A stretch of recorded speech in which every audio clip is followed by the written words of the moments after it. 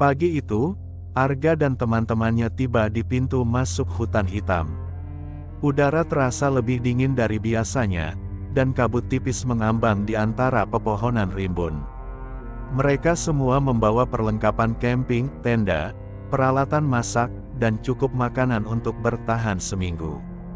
Yulia, yang selalu waspada, terlihat sedikit cemas, tetapi ia berusaha menutupi perasaan itu dengan senyumnya yang ceria.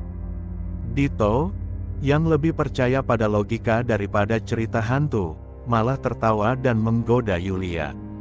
"Ayo, jangan terlalu takut, Yul. Hutan ini cuma hutan biasa. Lagi pula, kita cuma akan camping selama beberapa hari," ujar Dito dengan nada santai. Nisa, yang lebih pendiam, hanya tersenyum tipis. Sejak pertama kali mendengar tentang hutan hitam, ia merasa ada yang tidak beres, tapi ia memutuskan untuk ikut. Teman-temannya membutuhkan semangatnya. Mereka berjalan menyusuri jalan setapak yang semakin sempit, dikelilingi pohon-pohon besar yang seolah-olah saling mengintip, menutup sinar matahari yang sudah mulai redup. Setelah beberapa jam, mereka menemukan sebuah tempat datar yang cukup luas untuk mendirikan tenda. "Tunggu sebentar," kata Yulia, memegang lengan Arga. "Kalian dengar itu?"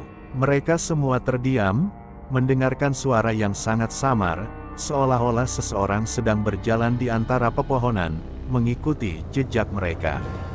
Tapi saat mereka menoleh, tidak ada siapa-siapa. "Semuanya hanya ilusi, Yul," kata Dito sambil menepuk pundaknya.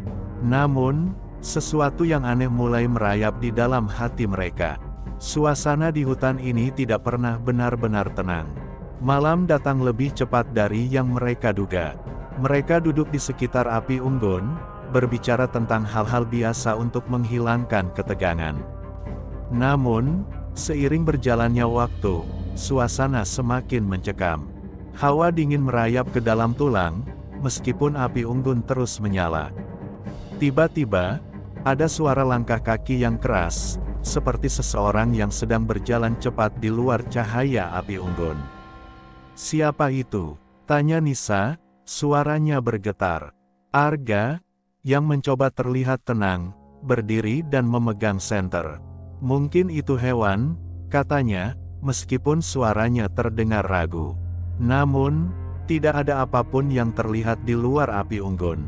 Ketika mereka duduk kembali, Yulia menggigil ketakutan. "Aku merasa seperti ada yang mengawasi kita." Dito mencoba untuk menghiburnya.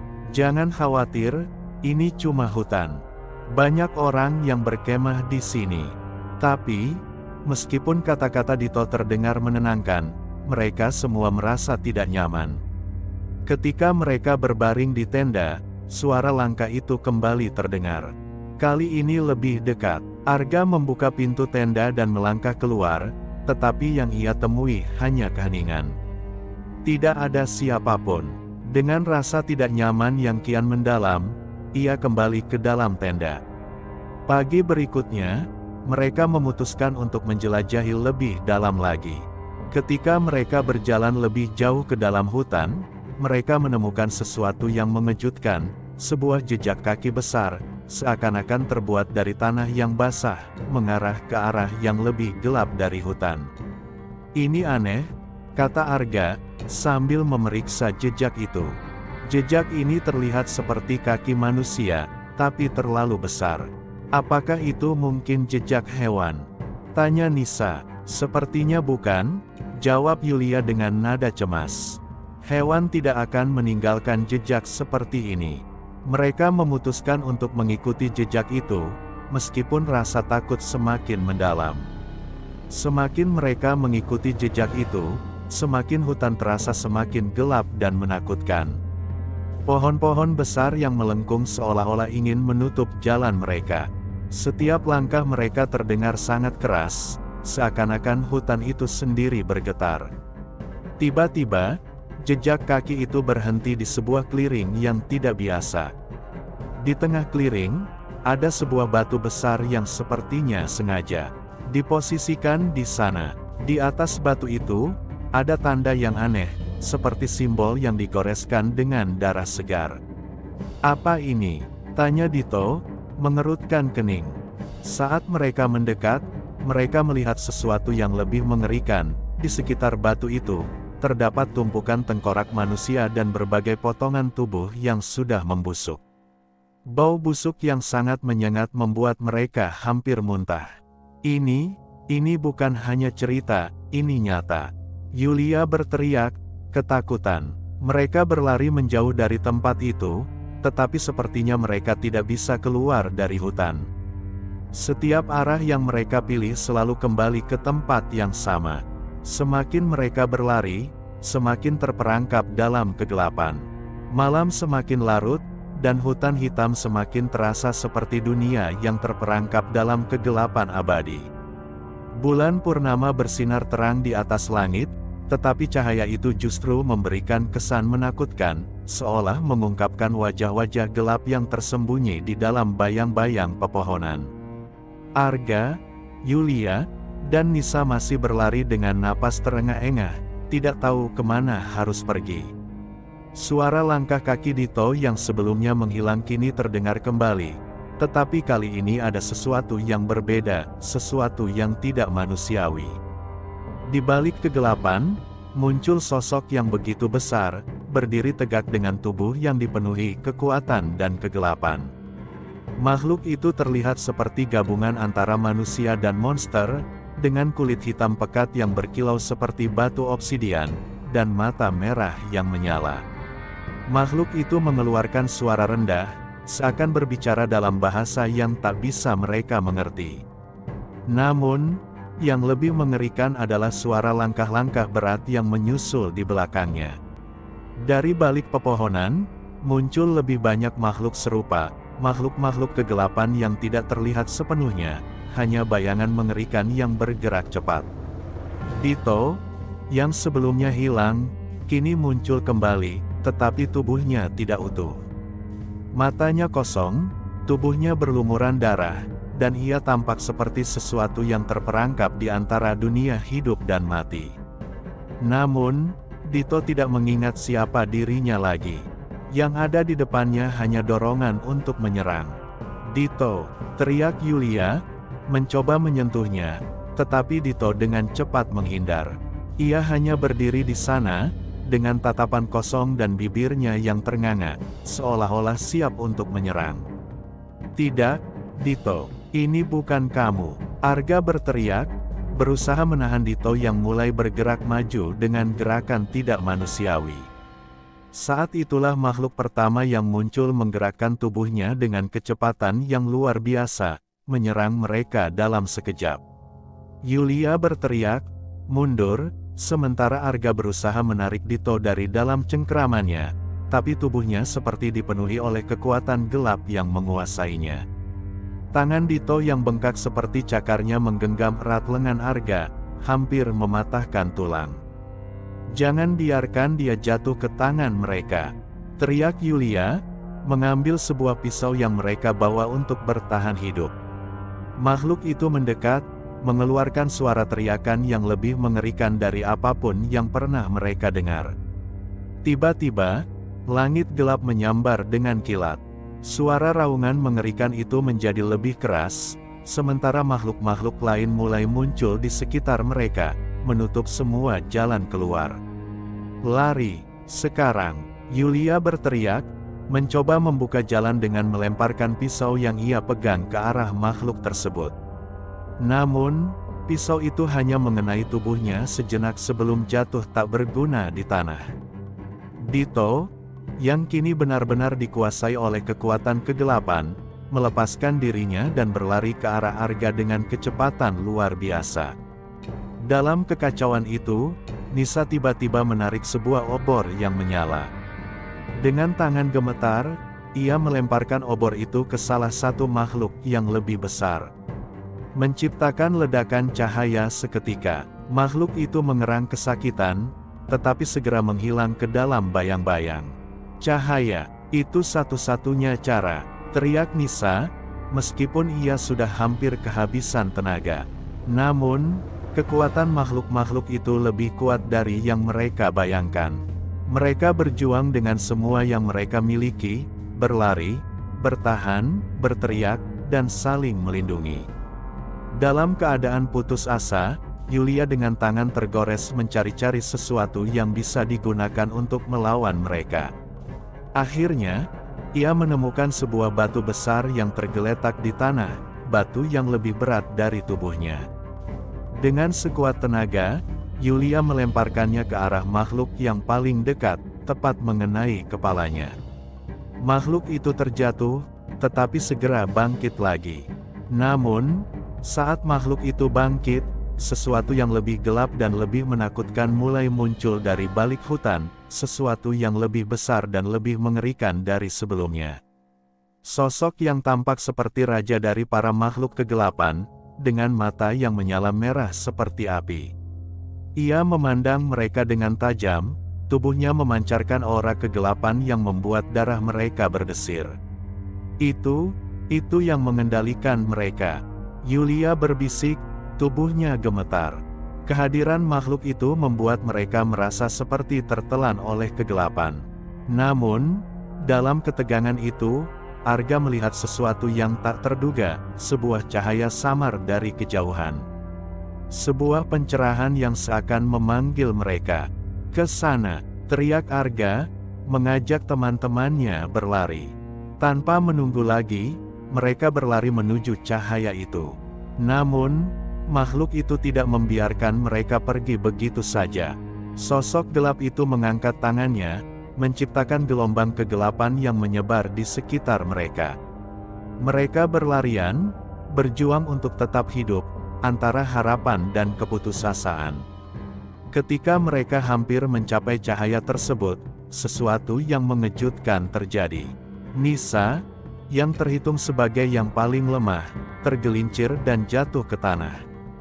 Dito, yang tubuhnya dikuasai, berbalik dan dengan kekuatan luar biasa, menyerang Nisa. Arga berteriak untuk menolongnya, tetapi ia hanya bisa melihat Nisa jatuh, ditarik masuk ke dalam kegelapan yang tak terlihat. Akhirnya, Arga dan Yulia berhasil mencapai cahaya itu, sebuah celah di dunia lain, seakan-akan sebuah pintu keluar dari kegelapan. Namun, saat mereka melangkah ke dalam cahaya itu, mereka menyadari bahwa mereka telah terjebak dalam permainan yang lebih besar dari yang mereka bayangkan. Arya dan Yulia terengah-engah, berdiri di ujung celah yang menghubungkan mereka dengan alam kegelapan. Mereka tidak tahu apa yang baru saja terjadi, mereka berlari menuju cahaya dan tiba-tiba terperangkap dalam dunia yang sepenuhnya asing. Mereka tidak lagi berada di hutan hitam, namun di tempat yang jauh lebih gelap dan penuh ketegangan. Langit di atas mereka tampak gelap pekat, tanpa bintang atau bulan. Tanahnya terbuat dari batu hitam berkilau, dan udara terasa berat, seperti berisi sesuatu yang tidak terlihat namun memengaruhi setiap napas mereka. "Apa yang terjadi?" Yulia bertanya dengan suara gemetar, menatap sekeliling dengan waspada. Arya memegang lengan Yulia dengan erat. "Aku tidak tahu. Ini bukan tempat biasa. Kita tidak bisa kembali ke hutan. Ini dunia lain." Sebelum Yulia sempat menjawab, suara gemuruh terdengar di kejauhan, diikuti oleh langkah-langkah berat yang mengguncang tanah. Mereka berdua menoleh, dan dari balik kegelapan muncul sosok-sosok gelap, makhluk-makhluk yang tidak bisa dijelaskan oleh logika. Tubuh mereka hitam legam, dengan mata merah menyala yang mengintip dari balik kabut pekat. Mereka tidak bisa melihat wajah makhluk itu, hanya bayangan gelap yang bergerak dengan cepat, memancarkan aura kegelapan yang sangat mengerikan. "Arya, apa itu?" Yulia bertanya, hampir tak mampu berbisik. Arya menarik Yulia menjauh, berlari ke arah yang mereka harapkan bisa membawa mereka ke suatu tempat yang lebih aman. Namun semakin mereka berlari, semakin banyak makhluk-makhluk itu muncul dari segala penjuru. Setiap kali mereka berbalik, makhluk-makhluk itu semakin dekat, semakin menyeramkan. "Tidak ada tempat aman di sini," kata Arya dengan suara pelan namun penuh tekad. "Kita harus terus bergerak." Mereka berlari, berusaha menghindari makhluk-makhluk itu, tetapi setiap langkah mereka membawa mereka semakin dalam ke dunia yang tidak diketahui.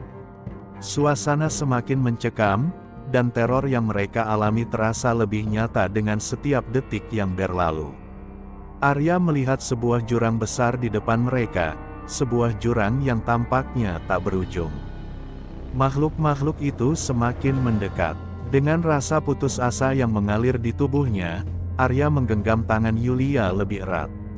"Kita harus melompat," kata Arya, matanya memandangi jurang yang menakutkan. "Kita tidak punya pilihan lain." Yulia menatap jurang dengan cemas, tetapi ia tahu mereka tidak bisa mundur. Tanpa berkata apa-apa, mereka melompat bersama. Tubuh mereka melayang di udara, sebelum akhirnya mendarat dengan keras di tanah yang keras. Keduanya terjatuh, terluka, namun segera bangkit. Mereka tidak punya waktu untuk berpikir lebih lama, karena makhluk-makhluk itu sudah semakin dekat. Satu makhluk dengan tubuh besar, hampir setinggi pohon, muncul di depan mereka. Matanya memancarkan cahaya merah, dan tubuhnya dipenuhi dengan kulit keras yang tampak seperti batu. Tangan makhluk itu merentang lebar, berusaha menangkap mereka. "Lari!" teriak Arya, menarik Yulia untuk bergerak cepat. Mereka berlari dengan kecepatan yang tak terduga, tetapi makhluk itu terus mengejar, dengan setiap langkahnya menggetarkan tanah. Tanpa peringatan, makhluk itu melemparkan tangan besarnya, mencoba mencengkeram Yulia. Arya berteriak dan melompat ke depan, menangkis tangan itu dengan benda tumpul yang ia temukan di tanah. "Ayah!" Yulia berteriak, membantu Arya menarik diri dari cengkeraman makhluk itu. Mereka terus berlari, bergerak melalui medan yang semakin sulit. Tidak ada tempat yang aman, tidak ada tempat untuk bersembunyi. Setiap bayangan yang bergerak di antara pepohonan tampaknya membawa ancaman baru. Mereka merasa semakin terpojok, tetapi mereka tahu bahwa bertahan hidup berarti terus berlari, terus melawan.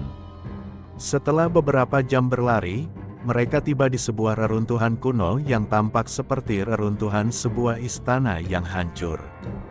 Dinding-dindingnya yang runtuh membentuk labirin yang luas, penuh dengan lorong-lorong sempit. Namun, tempat ini terasa aneh, seperti ada sesuatu yang menunggu mereka di dalamnya. Mereka mendekati sebuah pintu besar yang terbuat dari batu hitam, dengan ukiran yang tidak dapat mereka pahami. "Tunggu," kata Arya, menahan Yulia. "Ada sesuatu di balik pintu itu. Sesuatu yang lebih buruk dari yang kita temui." Saat mereka berdiri di depan pintu, suara langkah kaki semakin mendekat. Makhluk-makhluk itu tidak hanya mengejar mereka, tetapi juga mengelilingi mereka. Pintu batu itu perlahan terbuka, dan sebuah cahaya biru yang aneh mulai memancar dari dalam. Tanpa banyak pilihan, mereka melangkah masuk.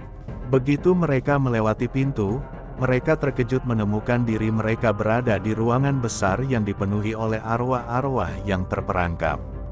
Ratusan, mungkin ribuan, sosok hantu bergentayangan di dalamnya, dengan wajah yang penuh penderitaan dan amarah. Namun, di tengah-tengah mereka, berdiri sebuah sosok yang lebih besar dan lebih menakutkan daripada yang pernah mereka lihat, Raja Kegelapan. Dengan tubuh yang tinggi dan ramping, dengan rambut panjang yang terbuat dari bayangan, matanya berkilau merah seperti api yang menyala. Dia adalah pemimpin dari makhluk-makhluk ini, makhluk yang telah menguasai dunia kegelapan ini. "Selamat datang di kerajaan kegelapan," suara raja itu menggemparkan ruangan, terdengar seperti bisikan yang menyusup ke dalam jiwa mereka. "Kalian datang ke sini dengan harapan untuk kembali. Tetapi hanya ada satu jalan keluar, dengan harga yang mahal." Yulia merinding, namun dia tidak akan menyerah begitu saja. "Kami tidak takut padamu," teriaknya, menahan rasa takut yang semakin menggerogoti dirinya. "Jadi, kalian memilih pertarungan." Raja itu tersenyum, senyum yang penuh dengan keangkuhan. "Maka buktikan, anak-anak manusia." Tiba-tiba, Makhluk-makhluk kegelapan itu menyerbu, menyerang dengan segala kekuatan mereka. Arya dan Yulia bertarung dengan segenap jiwa dan raga, berusaha melawan gelombang makhluk yang tak ada habisnya. Mereka menghindar dari cengkeraman dan serangan berbahaya, namun setiap kali mereka meraih kemenangan kecil, lebih banyak makhluk muncul. Namun, mereka tahu bahwa hanya ada satu cara untuk keluar dari tempat ini, mengalahkan Raja Kegelapan. Dengan keberanian yang tersisa, mereka berdua melancarkan serangan terakhir, bersatu melawan kekuatan kegelapan yang tak terhingga. Dengan menggunakan cahaya yang mereka temukan di reruntuhan itu, mereka berhasil melukai Raja Kegelapan, memecah ilusi dan menghancurkan kekuatan yang mengikat mereka di dalam kegelapan. Setelah pertarungan yang memuncak di Kerajaan Kegelapan, Arya dan Yulia berhasil mengalahkan Raja Kegelapan, mengusir makhluk-makhluk itu, dan menghancurkan ilusi yang telah mengikat mereka di dunia yang penuh kengerian. Mereka berlari dengan terburu-buru, menuju sebuah pintu cahaya yang terbuka, seakan memberi mereka jalan keluar dari alam kegelapan itu. "Yulia, kita hampir sampai," Arya berteriak, dengan penuh harapan. Cahaya itu semakin dekat, begitu terang, seolah menyambut mereka kembali ke dunia manusia. Yulia, yang masih lemah akibat pertempuran, meraih tangan Arya dengan gemetar. Kita bisa kembali. Arya, aku tidak mau mati di sini," kata Yulia, suaranya hampir terdengar putus asa, meskipun dia berusaha tetap kuat. Arya memandang Yulia, dan meskipun keringat menetes dari wajahnya, matanya penuh tekad. "Kita akan selamat, kita akan kembali ke rumah. Aku janji." Namun, saat mereka semakin mendekat ke pintu cahaya itu, tiba-tiba sebuah suara mengerikan terdengar, seperti dentingan logam yang keras. Tanpa peringatan, sebuah benda tajam meluncur cepat ke arah mereka. Arya sempat menghindar, tetapi tidak cukup cepat. Senjata itu, yang tampak seperti pisau berlapis gelap, menembus tubuh Yulia. Yulia terengah-engah, tangan kanannya menekan luka di perutnya, tetapi darah mengalir deras. Arya terkejut, matanya melebar. "Tidak, Yulia, tidak." Yulia jatuh ke tanah, tubuhnya gemetar. Senjata yang tampaknya berasal dari dunia kegelapan itu, menyuntikkan racun yang mematikan. Arya cepat meraih tubuh Yulia, memeluknya erat. "Tidak, Yulia, jangan meninggalkan aku." Arya menangis, suaranya penuh ketegangan. Ia berusaha mengangkat tubuh Yulia, tetapi wanita itu hanya bisa tersenyum lemah. "Jangan, tidak ada gunanya," Yulia berkata pelan. Air mata mengalir di matanya yang sayu. "Arya, aku sudah berusaha, aku senang bisa bersamamu sampai akhir." Arya menatap Yulia, tidak bisa menerima kenyataan itu. "Tidak, jangan bilang begitu. Kamu akan selamat, kita sudah hampir sampai." Namun, Yulia hanya tersenyum lagi, dengan senyum yang penuh kedamaian meski rasa sakit jelas terasa. "Arya, aku mencintaimu, lebih dari yang bisa kukatakan. Aku harap kita bisa bertemu lagi, di tempat yang lebih baik." Ketika Arya merasakan tubuh Yulia semakin lemah, darahnya semakin banyak tumpah, rasa putus asa menyelimutinya. Ia tahu waktunya hampir habis. "Tidak, Yulia, tetap bertahan. Tolong, tetap bertahan. Kita hanya sedikit lagi." Namun, meskipun Arya mencoba berjuang sekuat tenaga, tubuh Yulia mulai kaku, napasnya semakin pelan, dan akhirnya, dia terdiam. Hatinya hancur saat ia merasakan detik-detik terakhir yang terlewat begitu cepat. Yulia, wanita yang telah menjadi teman sejatinya dalam perjuangan ini, kini tak bernyawa lagi di pelukannya. "Aku gagal, Yulia, aku gagal." Arya menangis, suara terisaknya mengalir, namun tak ada yang bisa ia lakukan untuk mengembalikan Yulia. Kehilangan itu begitu berat, lebih berat dari apapun yang pernah ia rasakan. Di dalam pelukan Arya, Yulia terbaring diam. Setiap langkahnya terasa lebih berat, meskipun mereka masih berada di ambang pintu menuju dunia manusia. Dengan tangan yang gemetar, Arya memutuskan untuk membawa tubuh Yulia melewati cahaya itu, melangkah satu langkah lebih jauh untuk keluar dari dunia kegelapan. Namun, saat mereka melangkah melalui pintu cahaya itu, dunia sekitar mereka berputar, dan Arya merasakan seakan-akan mereka terlempar kembali ke alam manusia, ke dunia yang familiar, tetapi begitu jauh dari kenyataan yang baru saja mereka alami. Hutan, langit, dan udara yang lebih segar menyambut mereka. Namun, Yulia telah pergi. Arya terjatuh ke tanah, menatap tubuh Yulia yang sudah tidak bergerak, tubuh yang dulu penuh dengan semangat dan harapan. Sekarang, hanya ada kesunyian yang menghampiri dirinya. Semua perjuangan mereka, semua pengorbanan yang mereka lakukan untuk bertahan hidup, akhirnya berakhir dengan kehilangan yang begitu mendalam. Aku tidak bisa hidup tanpa kamu, Yulia, Arya berbisik pelan, matanya penuh dengan air mata yang jatuh. Kamu adalah alasan aku bertahan. Kamu adalah alasan aku berjuang. Angin malam yang dingin menerpa wajahnya, tetapi tidak ada yang bisa menghapus rasa sakit yang menggerogoti hatinya. Di dunia yang penuh kegelapan itu, ia telah kehilangan segalanya. Ia tidak hanya kehilangan seorang teman, tetapi juga bagian dari dirinya sendiri yang kini hilang selamanya.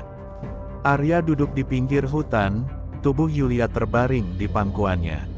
Tidak ada kata-kata yang bisa menenangkan hatinya.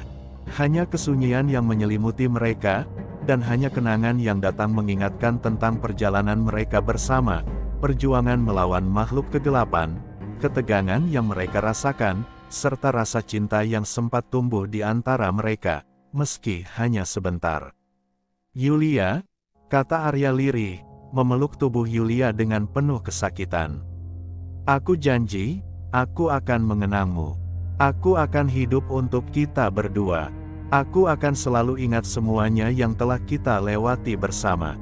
Namun, meskipun Arya berusaha bertahan, dunia yang ia kenal kini telah berubah selamanya. Dunia manusia yang dulu terasa aman, kini terasa begitu sunyi dan kosong tanpa Yulia di sampingnya. Kehilangan yang ia rasakan begitu dalam, tapi ia tahu satu hal, Yulia tidak mati sia-sia. Pertempuran mereka, cinta mereka, dan pengorbanan mereka akan selalu hidup dalam ingatannya. Dengan satu langkah penuh tekad, Arya berdiri. Ia menggenggam erat kenangan yang telah tertinggal, dan meskipun Yulia tidak ada di sana lagi, hatinya tahu bahwa ia akan terus bertarung, menjalani hidup untuk mereka berdua, seperti yang Yulia harapkan.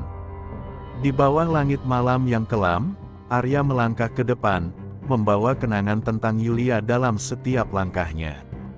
Dunia mungkin telah berubah, tetapi cinta dan pengorbanan mereka akan terus hidup, mengukir kisah mereka di setiap hembusan angin yang berbisik di antara pepohonan. Dan meskipun ia telah kehilangan segalanya, Arya tahu, selamanya ia akan mengenang Yulia, cintanya, dan perjuangan mereka yang tak terlupakan.